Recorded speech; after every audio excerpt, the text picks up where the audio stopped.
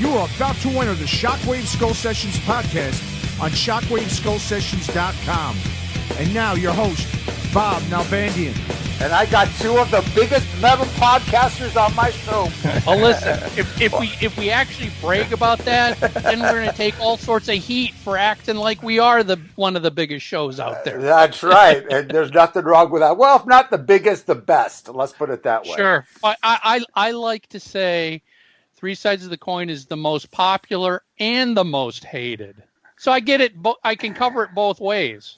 There you go. I know your numbers and Classic Metal Show numbers are way up there, pretty similar. You guys might have to duke it out for that.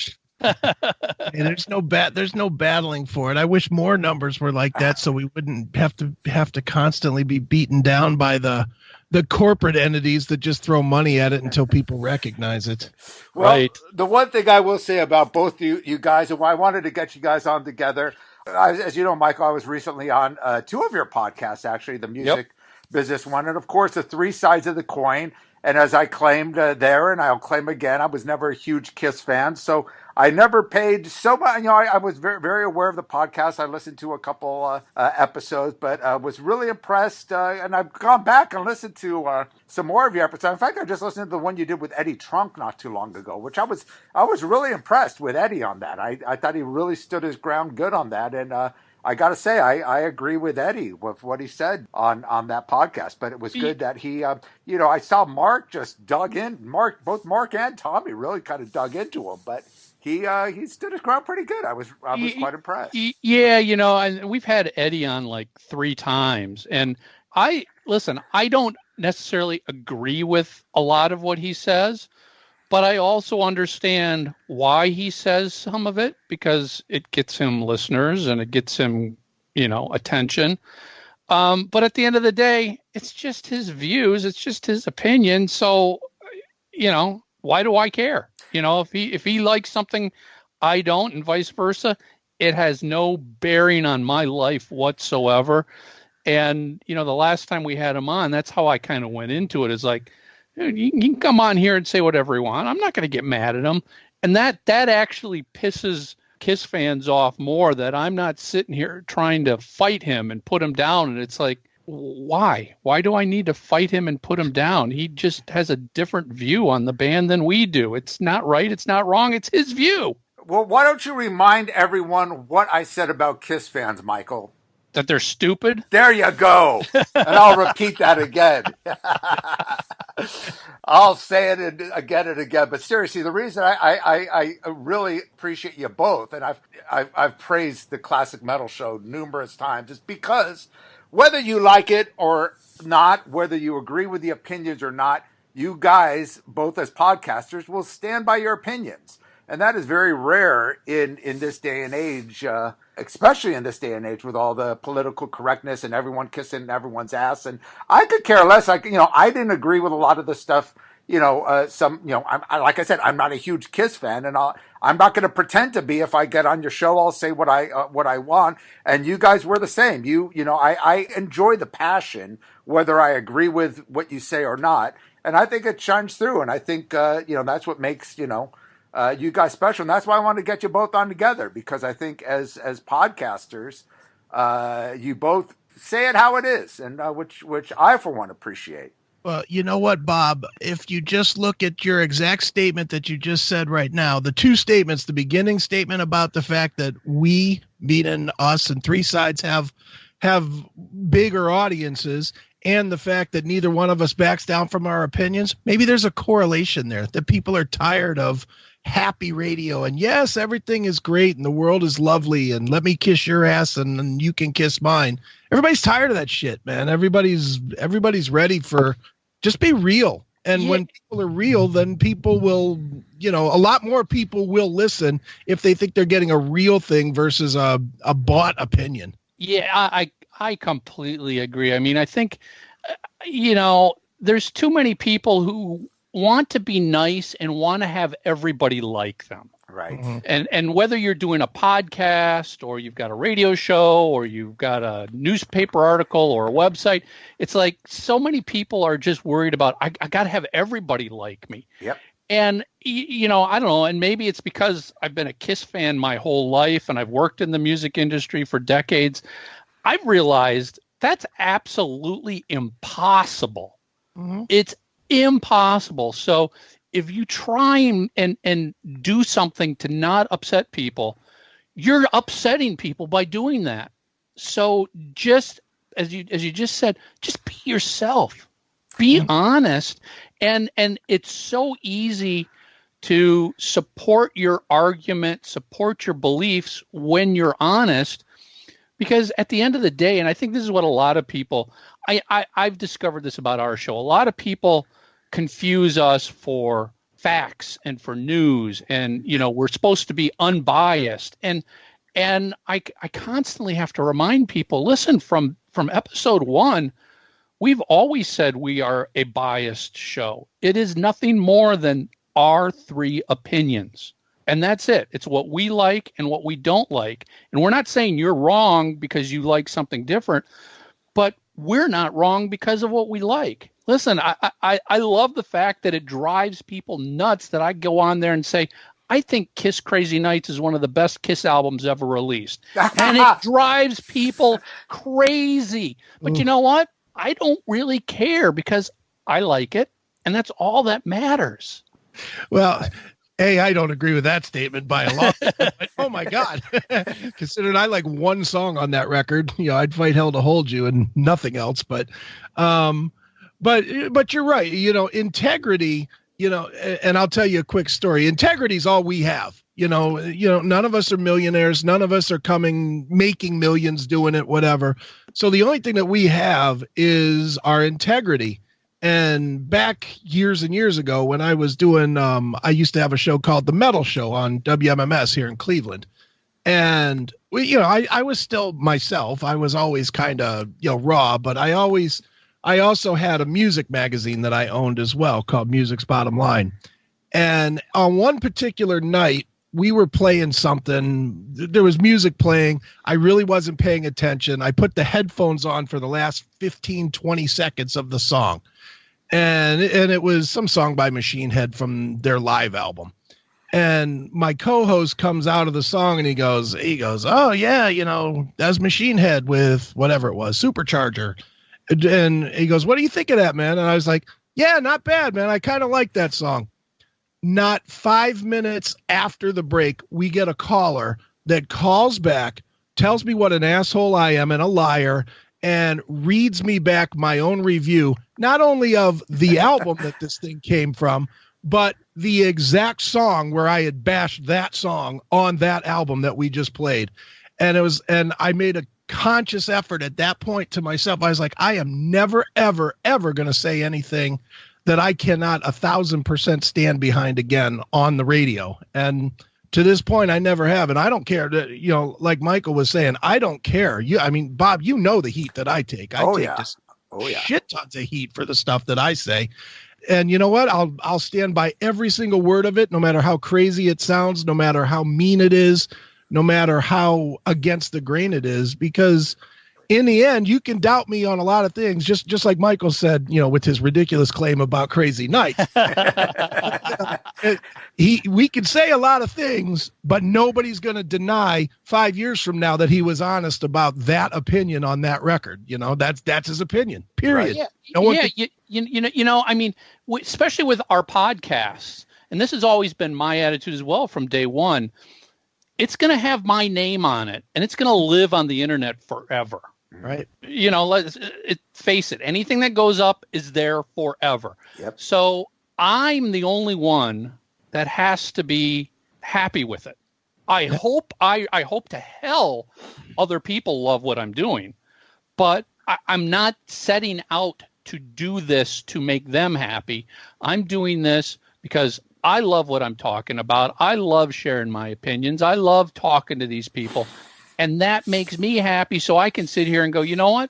That episode can live forever. Even if I said something crazy on it, I got no problems with it. It's always easier to tell the truth than to lie, because you got to remember all your freaking lies. Sure. And you're 100%. We feel the exact same way with our show. to the point that we have like a hard and fast rule that nothing ever gets edited. Nothing gets edited out. Nothing gets taken off, no matter what. And I mean, I say things about friends sometimes that I really wish I could take back. There are definitely moments where I'll be talking and I'll reveal something that was said in total confidence. And then I'm like, oh man. And there's a part of me that's like, all right, go ahead and edit that out. But then the reality is I was like, you know what? What integrity do I have if I can't stand by, if I made a mistake, can't face my friends and say, yeah, I fucked up, sorry. But if I'm leading the fans into something that's kind of scripted or molded to be something, then it's not real. So then why have a show in the first place if I can't be real? Yeah, no, you're exactly right. I mean, I don't believe, and listen, you've come from radio, and I know a lot of people in radio. I don't believe in show prep when it comes to the podcast. Right. For that specific reason that and people just kind of scratch their head and they go, how do you guys pick a topic? And I'm like, well, let's see.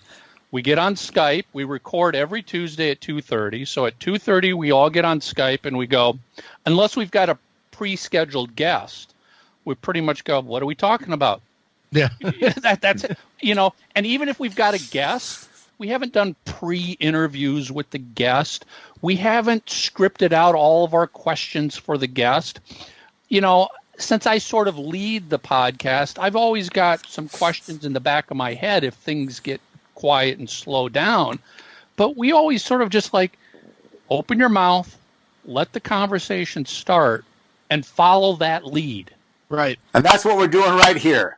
And I love that. Nothing. We just started going off. We haven't even mentioned a topic or anything, which is great. And I actually this was the only podcast I think I've actually scripted because you guys, were asking what we should do, and I kind of brought up a couple ideas that we thought about, which we'll touch on. But again, nothing is scripted. And I love the fact what you said about integrity because we all grew up from the same era. I mean, we're all roughly in our 50s, and we've all done stuff. I was doing metal fanzines since the early 80s, 82. I know both Chris and Michael, you've been in the business for years, so we could afford to say, give a fuck you. There's a lot of these people, I think now, I call it the Hollywood syndrome, where everyone feels they have to be liked and they have to kiss ass. And a lot of them do to get your name out there and to get the bigger interviews or to get you have to be liked by the publicist. You have to play the game. You have to do that. And I think the thing with the three of us and very few people out there is we could actually say, hey, fuck you. We're going to do it our way.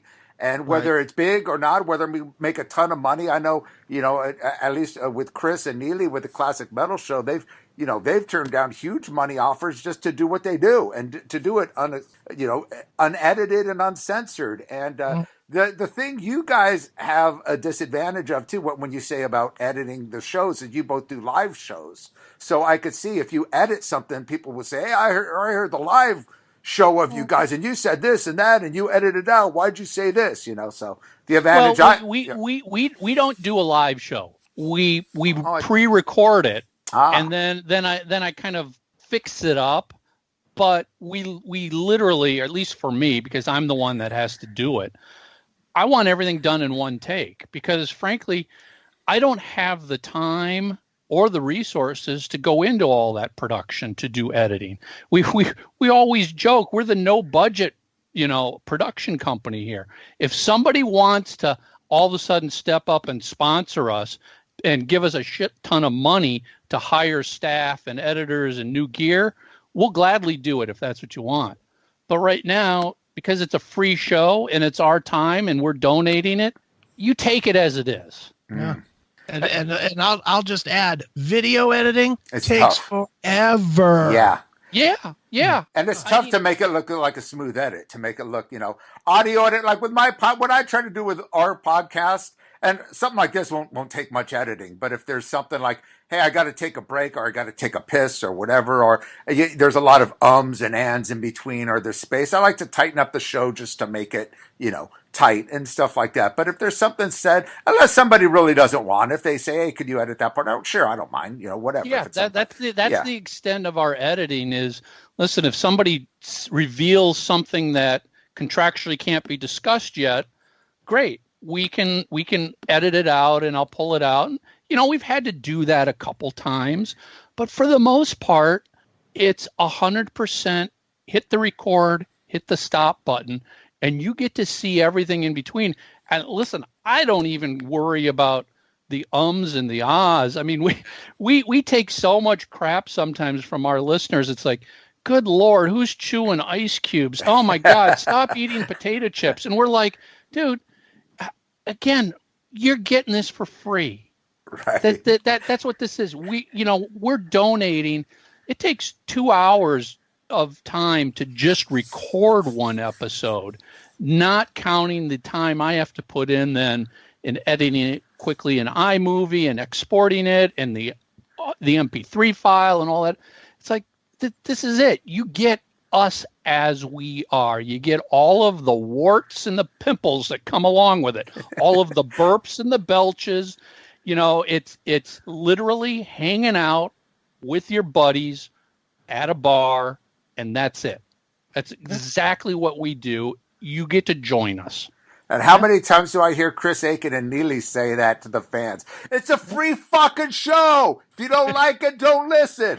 Exactly. I can't tell you how many times I've said Eddie Trunk has a show for you that want nice. Go listen to that. I sometimes when I get into it with some listener, I'm like, I'll tell you what, send me an invoice for all of the money you spent subscribing to our show. I'll reimburse you for that. Okay. Right. It's going to be a check for $0, you asshole, because you didn't spend any money for this. Yep. I know. Everybody's so well. You didn't play to my needs. You played. You need to play more to my needs. You need to come closer to what I like. It's like, shut the fuck up. Just listen. We've got a running joke. We're like, listen, if we start doing the show to please you, we're going to end up creating music for the elder. I like that. And you all know that was a freaking colossal nightmare, train wreck, huge mistake in Kiss's career. And listen, I'm sure we could sit here and rattle off any band who at one point or another in their career, they took the advice of a record label or a manager or somebody else and created something that they thought everybody else was going to like, but at the end they hated it and it bombed. So it's like, oh yeah, it's actually, Bob, it's actually the hardest thing in the world to not take all of the advice from everybody. Because I'm sure you guys get it. You know, every week somebody's chiming in going, well, you know, if you tweak this or if you did that or if you did this, it's like, it would be so easy to make that change. It's, you know, great. Okay, we'll change the flow of the show because that's what you thought. It's actually very hard to stand your ground and do nothing but what you think is right. Mm-hmm. Amen. I agree. Well, you know what? Speaking of unscripted, I don't even think I did a proper intro. So people are probably thinking, who the fuck are these guys you're talking to? So Michael Brandvold of course, Three Sides of the Coin and the Music Business Podcast. And you also have several other things that you're doing, which you could maybe give a little brief summary about your history before we move on, Michael. Sure. So I've been involved in many aspects of the music industry since 1987 when I was in college, and I got the bug doing a metal show on my college radio station. And since then, I've worked for small independent record labels.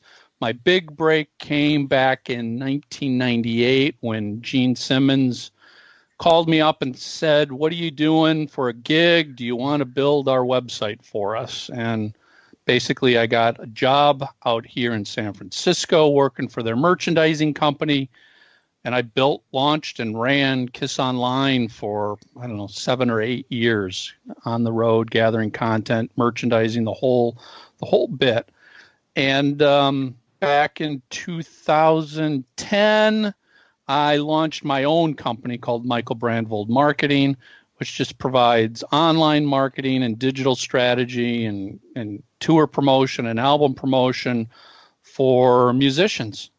Awesome. And we're going to get deep into that because obviously you are dealing with a lot of the new techniques in the music business, whether it becomes a social media marketing and all the new kind of things that us 50-year-old guys have to kind of get used to doing. Basically, it's kind of a whole different marketing thing from when I was working at the record labels back in the early 90s, so to speak. So we'll get into that. Of course, Chris Akin, you are also a website designer. I don't know if some of your clients include Gene Simmons, but I know you've got a lot of great things. And book author, we got to mention, as well as podcaster from the Classic Metal Show. And you just put out a killer new book. One of the cause of the series of the cause and effects is the Turbo, the new Judas Priest book about the Turbo, which I love that series you do because you do it on not just because I'm featured in it, but because you do it about albums that most people would not associate the band with, and I think that's very cool. And you have several books, and of course everything else you got going on. Why don't you kind of I'm definitely entrepreneur guy. I do have an IT business, Akin IT Services, doing pretty much, if you just copy what Michael said and put my name on it, it's about the same stuff.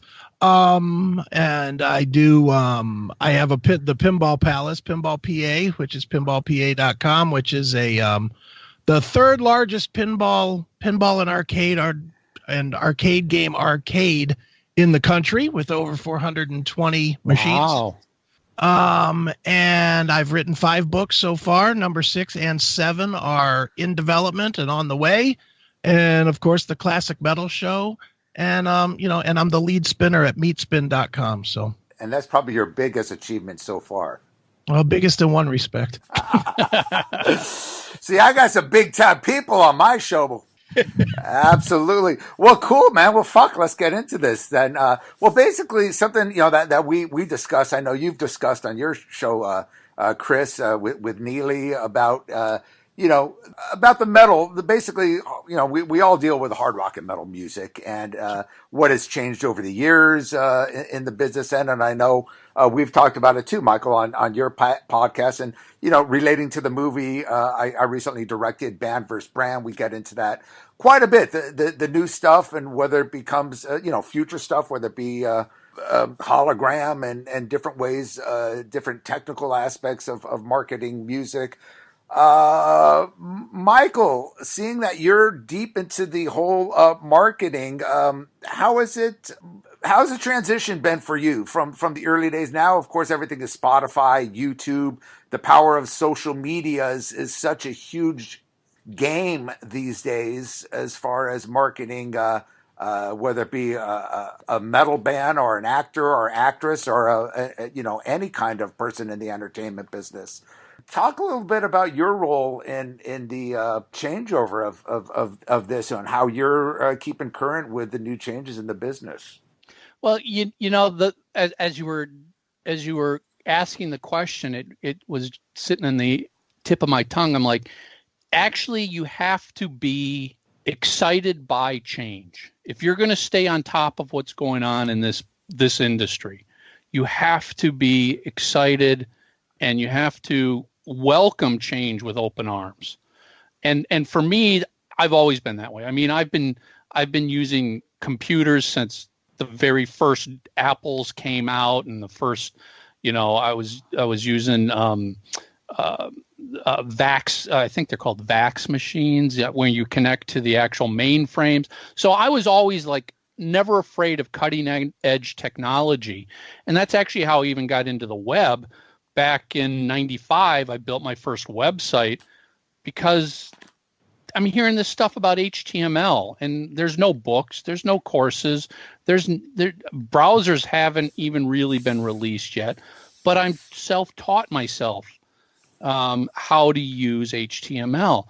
So if you're going to stay current and active in the music business now, you've got to be completely open to accepting things changing.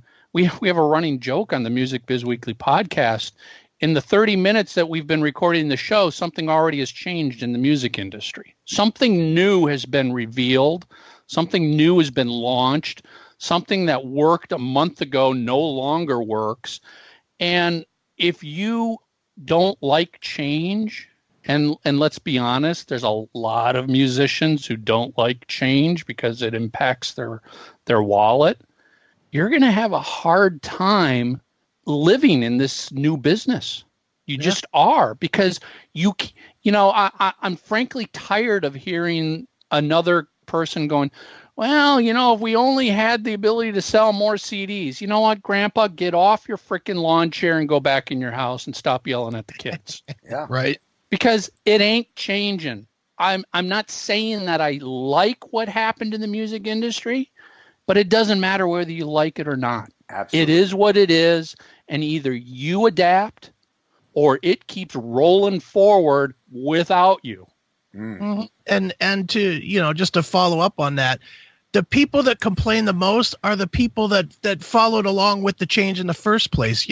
If that wasn't the case, then everybody would still be spinning 78s and 8 tracks. Right. Yeah. These people that complain about they don't want a digital, they only want a CD. Well, CDs came out in what, the late 80s or something? Yeah. Most of those people that are complaining about it are in their 50s. The people that collect their stuff, they're in their 50s. So they had 8 tracks. I had 8 tracks. Yeah. And it's the same with social media. Social media is one of those things. Well, any technology, really. I mean, Bob, you listen to my show a ton, so you hear us talk about tech a lot. Yeah. And everybody goofs on me all the time because I'm always buying something new, whether it's a Chromecast or whether it's a subscription to Gab or Daily Motion or I'm building an app on Roku or something. And I do all that stuff just to keep in the end, right, to keep fresh.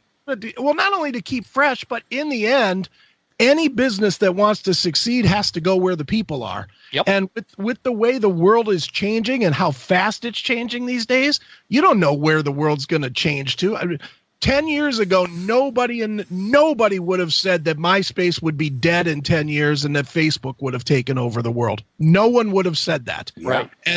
And that's what happened. And right now, we're seeing mass exodus on Facebook and a lot of people switching to whatever Twitter or Instagram seems to be the big one right now.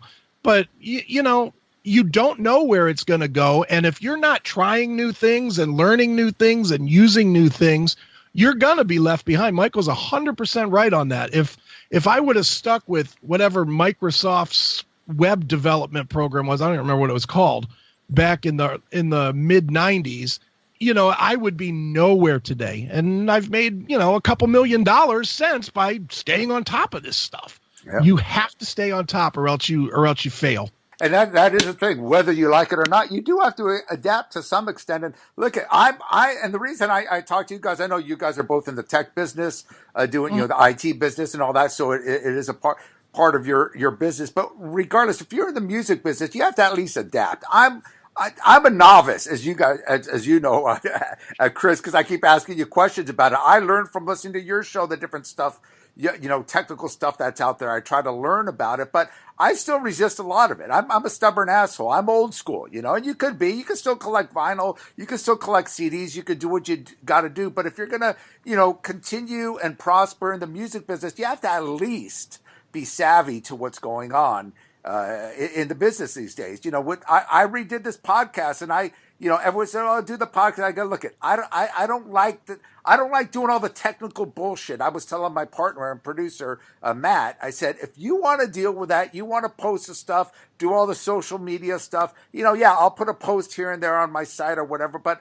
I'm not going to deal with that. I hate that shit. I'll deal with as much as I can, so he's going to do that, which is great for me because personally, it's not something I really enjoy. If it was something that I made a living off of, obviously it would be something that I would enjoy more. But I'm one of those guys that still kind of resist, but I accept at the same time. I mean, you got to adapt in well, some and what you're doing is actually 100% fine because not everybody is going to have a love or a passion for technology like we do, or the latest social media stuff, and that's fine. You don't have to love it yourself.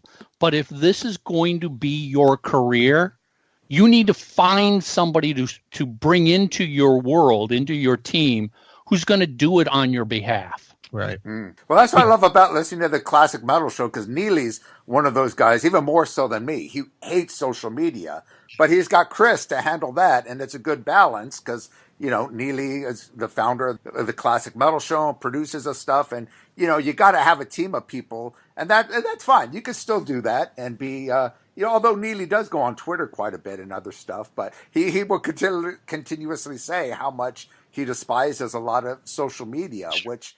go ahead, Chris. I was going to say, but the sad part of having that attitude is that a lot of these bands have that attitude too, and it's why they fail. Yeah. Yep. I can't think of anybody off the top of my head. I'll just use one that I do myself. I do the social media work for the Babies, and great band. And the Babies, of course, they have a new singer, not a new singer anymore. He's been there 7 years, but. They have half of the original lineup that people knew, and they have half that's newer guys. And they were, if they don't use social media, their audience is on social media. Their audience is on Facebook. Their audience is on Twitter. And before they were really, really active with social media, they were not getting any run, not getting a lot of love for shows, not getting a lot of people out to the gigs. And we developed a strategy for them, or I did, and I had a simple strategy, which was to simply blend the old and the new without bringing attention to either, without saying, if you go and look at the Baby's social media, none of it says John Waite did great when he sang Isn't It Time or whatever. Instead, it's just this blurred message of here's a live video from last year and here's something from 1977. And it's this blurred message. But what it has done is has revitalized their fan base, not into thinking, well, these are the new guys, not the old guys, but this is the Babies. Kiss does that very well. If I'm going to say anything positive about Kiss, I will say they are masters at blurring. They have such a hardcore fan base that they'll never be completely able to blur, Ace and Peter with anybody else that's been in the band since. But they, as an organization, do not acknowledge the past as, well, that's that era and this is this era. They just say this is Kiss. It's Kiss. And they do that on social media, which is why they're still selling out 18,000 seat rooms, no matter how much, people complain and whine and bitch about it. Yeah, we'll tell that to Jim Bartek, huh? One of the things that I discovered, this was easily 7-8 years ago. I was doing some work with Ron Young, who's got the band Little Caesar. Yeah, sure. Great singer. Ron, I love Little Caesar. Ron's such a great guy. And one of the things Ron said to me was, Mike, what I need to do is find all the Little Caesar fans out there on the internet who thought the band died and disappeared 20 years ago and tell them we're still here. Because they're out there. Your fans are out there. Mm-hmm. You just got to go find them. And depending on the band and when they got started in the music industry, they might be assuming somebody else is going to do it. The record label always took care of our fan base for us. Our management company took care of our fan club for us. They were worrying about an email list or fan club lists and stuff like that. Well, guess what? Nobody's taking care of that for you anymore. It's all on you and your career. The success you're going to have and the longevity is completely dependent upon your fan base and your ability to manage your fan base and directly communicate to your fan base. And by that, I mean more than just, well, we've got 3 million people on Facebook and I've got 100,000 on Twitter. That's not yours. Yeah, those are owned by Facebook and Twitter. What I mean is, do you have email addresses of your fans? Do you have an email list of 10,000 people that you can email? That's what you've got to go out and do, because having no fans, I see this all the time. An artist will reach out to me and we're just finished recording our first album. It's all done. we're going to release it in 30 days. Can you help us now get a fan base? I'm like, hey, you can't get a fan base in 30 days. There's no magic button to push.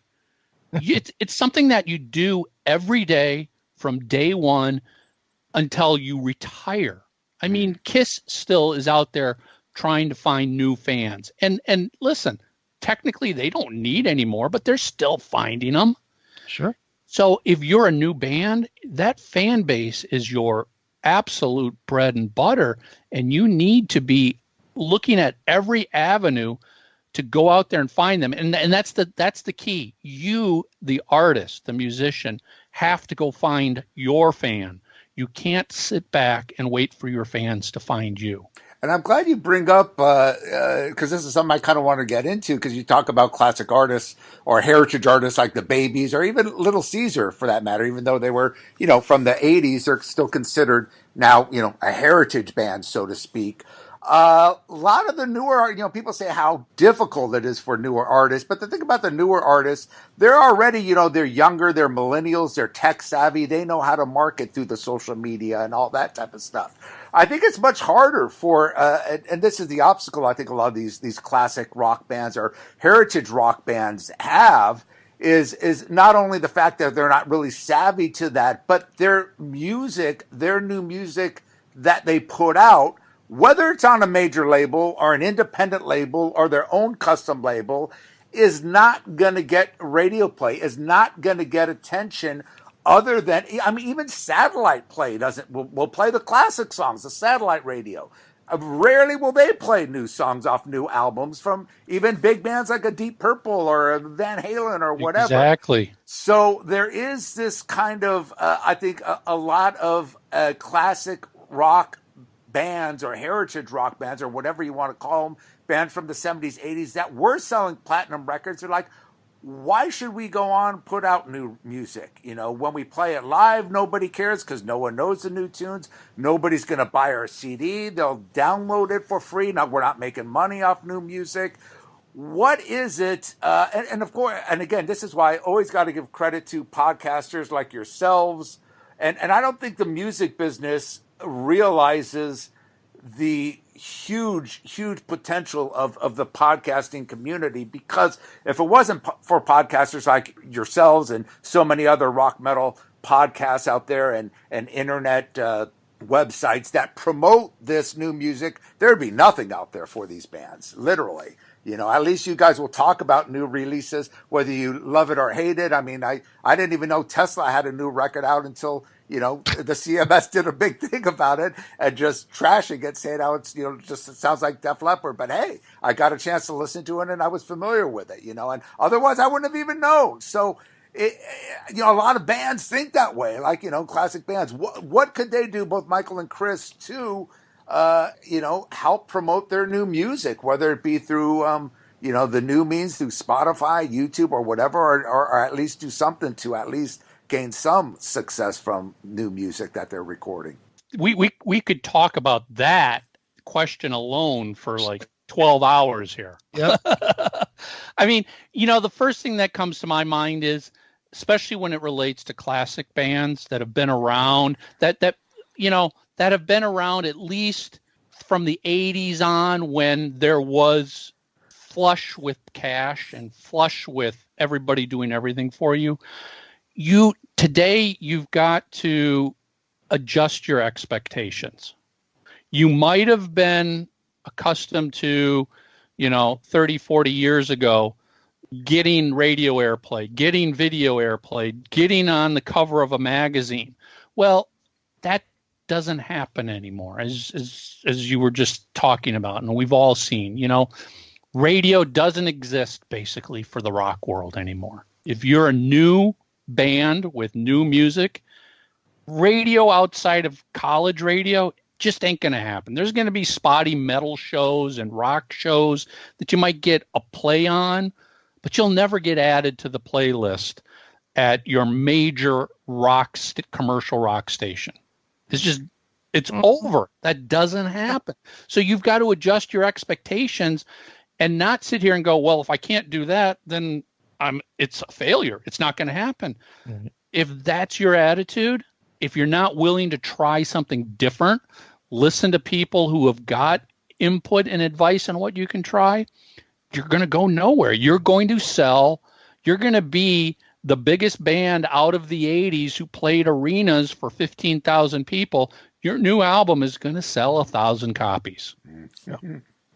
Bob, I'm going to disagree wholeheartedly with something that you said. And that was that that the younger generation is more geared toward marketing than the older generation. That's 1,000% not true.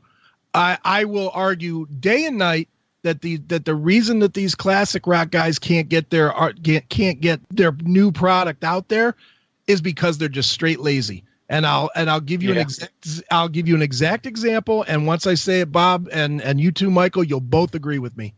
Every one of us knows rock guys, right? We've all been backstage at shows and we've met band guys and whatnot, correct? Sure. Yep. Every one of us has seen those rock guys with their phone firmly in their hand, the same as a 20-year-old, right? Yep. Every single one of them, as easily as they could be sending a dick pic to whatever chick is in the city that they're in trying to get laid, they could be going to YouTube Music, copying one of the songs from their new album, tweeting it out and saying, hey, what do you guys think of this? And unlike the new artists, an established band, just because they're established, has anywhere between 40,000 and 500,000 followers on their page that will listen to it just because whoever, Phil Lewis from LA Guns, tweeted out this song, or Don Dokken or Angus Young or whoever it is. These guys have all of the opportunities in their hand, quite literally, and they don't take advantage of it. Or they don't know how. What do you mean they don't know how? They're on Twitter. They do know how to send a tweet. They know how, but they don't know how to basically exploit it the way that I think a lot of the younger people do. You're giving them an excuse, Bob. You're giving them an excuse. They do know how to send a tweet, so therefore they do know how to do that. All you have to do, they don't have to build an audience. They have an audience.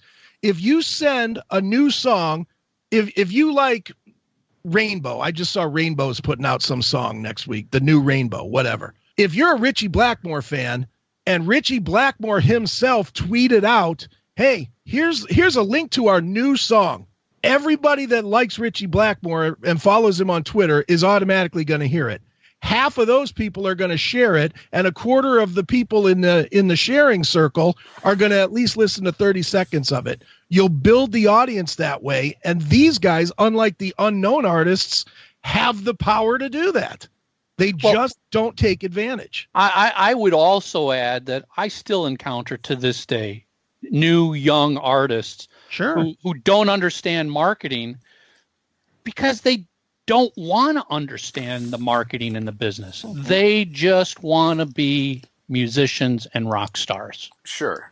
Well, that's what it's all about these days, is that instant fame. And you look at what record labels are offering now with 360 deals and all that. Bands will take that in a second. You know, they don't realize that they're not going to make money off of it, but they just want to be rock stars. But my point of what I was saying is not look only just at the music business, but look at the whole YouTube and the whole social media stuff. You could get these videos from YouTube, like people like us. Okay, you guys might have big numbers for your podcasts, but there's YouTube shows that are absolute ridiculous, silly. We would just consider absolutely, completely stupid and asinine by these young video, what do you call these YouTubers, like that have 20 million followers. These are guys that are constant, and these are all millennial kids that grew up in the era. That's what I'm saying. And I'm saying a lot of them attribute themselves to new bands, new music, but going outside of music, just people that are social media, influencers, which I want to get into, because there was something interesting I saw on your Facebook page while trolling you, Michael Brandvold.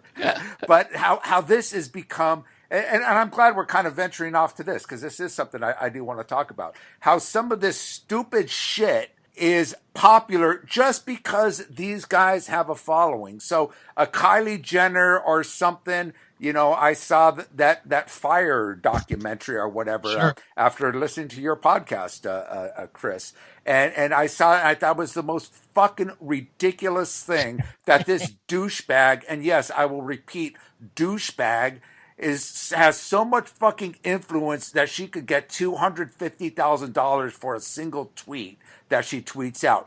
But that is what the business is today. And that's what I'm saying. No matter how much you hate it or whatever, that's a reality. This is what's happening.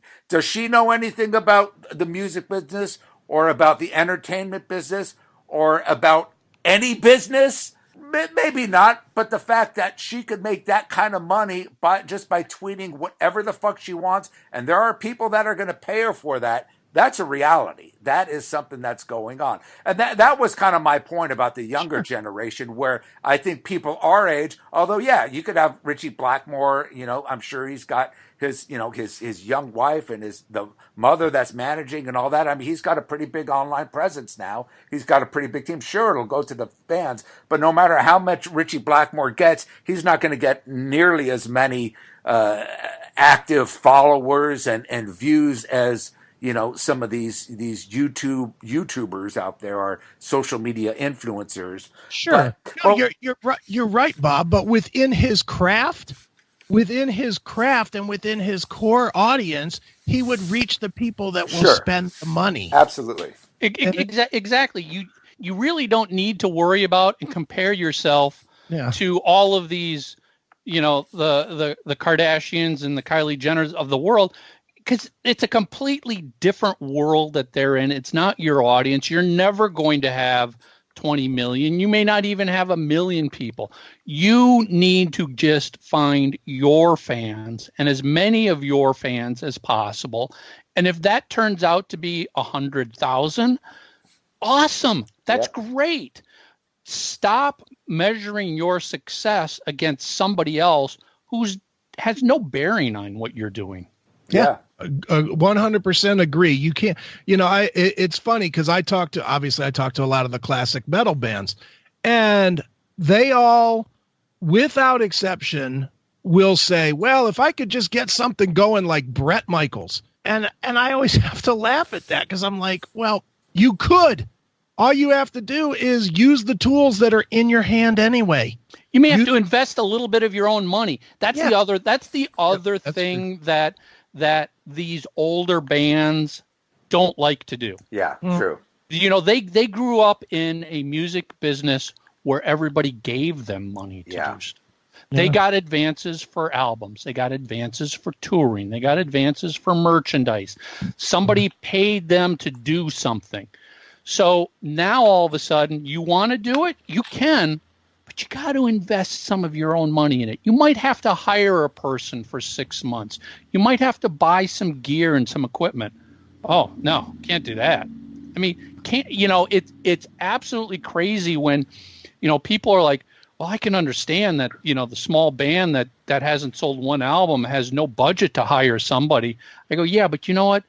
Without naming names, there's plenty of major international artists out there that are just as cheap. Yeah. Sure. Well, it's funny, too, because you'll hear a lot of artists complain about the promotion that they get, but, you know, they'll come through a label that uses the same guys and uses the same basic mailing list every time, you know, for publicity. And it's like, okay, well, if you want to have something more than who you're comparing yourself to, then spend a little coin and hire your own publicist that has a different list, you know, than your label. That isn't going to take the marketing plan for the last album that was released 2 months ago and change the name and insert your band's name and album title in it. And here's your custom marketing plan. It's like, here's a custom marketing plan. It's the same thing they did for every single artist. Absolutely. Right, exactly. And I think that's a good point. I think that is where a lot of the older artists don't realize, and whether you say, I'm sure a lot of it is laziness, but I think a lot of it is they haven't really adapted into the new style, and maybe they just don't know, because a lot of them are so used to, like you say, that 80s mold, and a lot of people still live in that, where I mean, I've talked to people that were out doing tours, with all these older bands from the 80s, and they're going out there like rock stars, expecting to be treated like rock stars, and these guys are like laughing at them, all these younger bands, but these guys really think that it's still 1980 sometimes, and they should be treated the same by the promoters and by everyone that's there, And I think a lot of them are pretty naive to what is going on out there. But, and true, there's a lot of laziness with a lot of the people, because you're right. Even a band like Little Caesar, they were not a huge band, but they've obviously had a core following. And I'm sure all their following, whether they're in their 50s like us, which they probably are, they're still on social media. I mean, yes, people in their 50s are very active on social media, and they're out there to be found. It's just a matter of getting to them. And like you said, even if it accounts for 100,000 people, that's definitely something. It might not, like you say, be 20 million, but there's always a saying that you hear in marketing, where people are like, if you can just find 1,000 really hardcore supportive fans to spend $10 a month, you're going to be rich. Yep. Yeah. Yeah. Bob, you don't need 1 million people, and I think that just the change in the music industry has taught artists that, where I can release my own album and sell only 10,000 copies, and I made a shitload more money than I did when I was on a major label and I sold 2 million. Yeah. Dude, I went through it with my books. I had a publishing deal for my book, and I ended up giving it back. For my first book, for Little Victories, I ended up giving it back because of creative differences, but I made way more money than I would have if, my first book sold 2,200 copies. And if I would have done it through the company, I would have made, I don't know, $5,000 or something. By doing it the way that I did do it, I made $9 a book.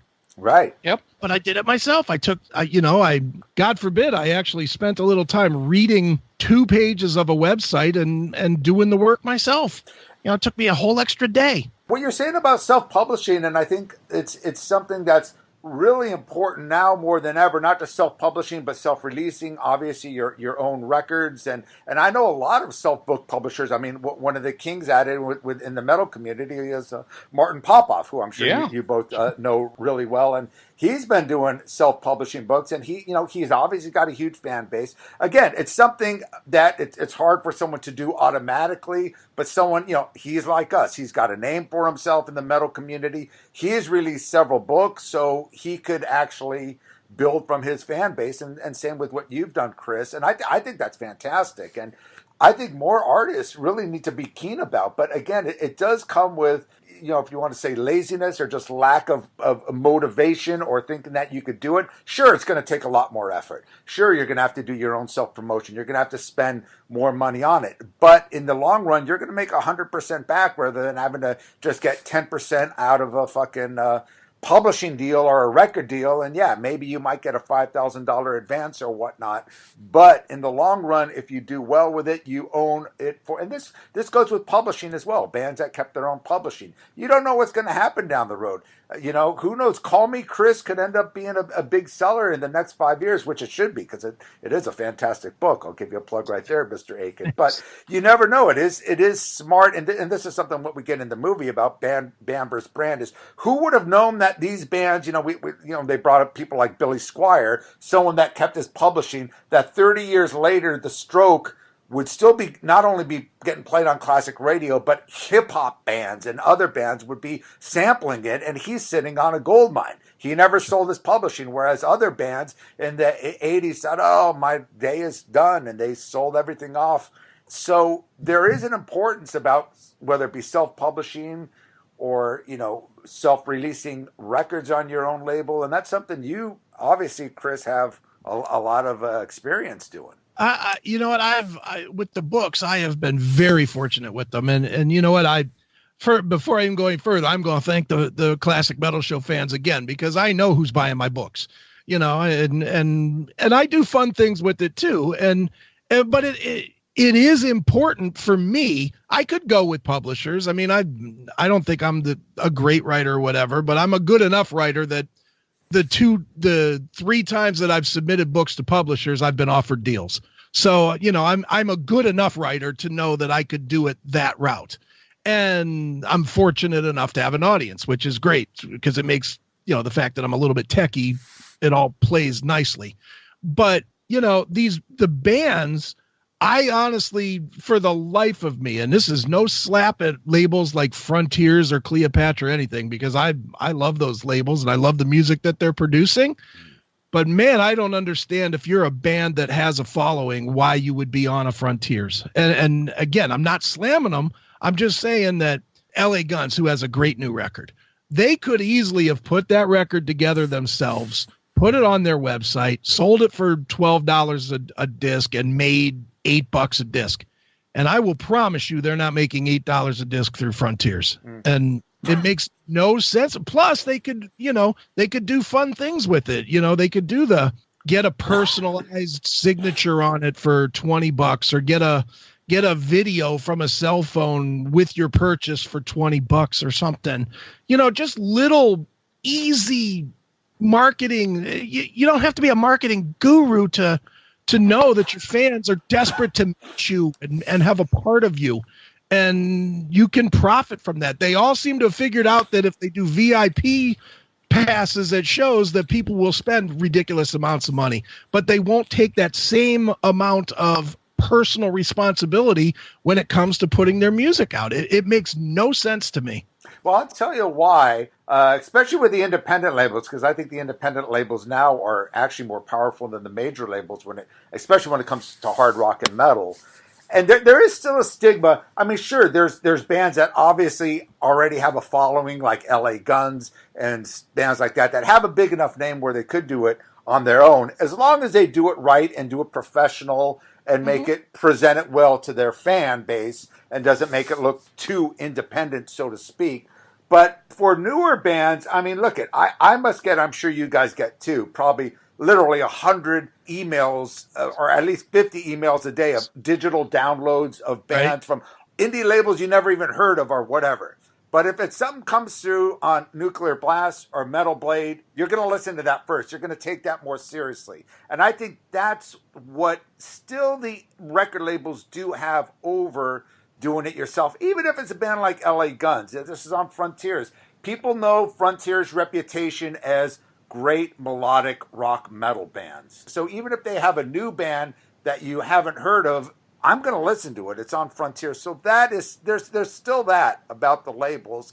And that's about one of the few things the labels really got going for them now. I think that's what keeps Metal Blade and labels like that alive. Well, the other thing that labels are able to do, which most independent bands can't do easily, is physical distribution of the music.